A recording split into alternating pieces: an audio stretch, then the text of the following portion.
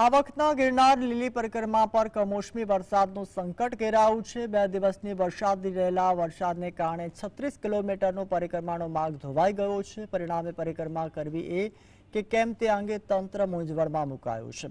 હાલમાં ભારે વરસાદની આગાહી હોવાથી વન વિભાગે અન્નક્ષેત્રના સંચાલકોને પણ રૂટ પર ન જવા પ્રતિબંધ ફરમાવ્યો છે। વન વિભાગે યાત્રિકોને અપીલ કરી છે કે જ્યાં સુધી તંત્ર તરફથી સત્તાવાર જાહેરાત ન થાય ત્યાં સુધી કોઈએ જૂનાગઢ ન આવવું।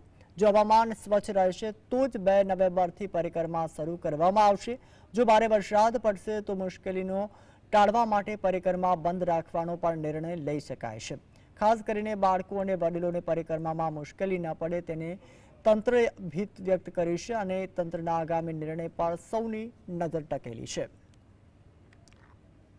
इसमें जो मुख्य प्रश्न ये है कि किसी भी प्रकार के भारी वाहन अथवा ऐसे वाहन जो 4x4 के नहीं है वो अंदर नहीं जा सकते।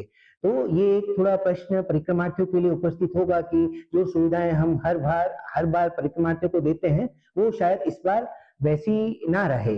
और आप ये भी जानते हैं कि 31 तारीख को रेड अलर्ट है, तो अगर एक तेज बरसात और आ गई तो रस्तों का जो धोवाण है वो बहुत ज्यादा हो जाएगा तथा परिक्रमार्थियों को इसमें दिक्कत आएगी।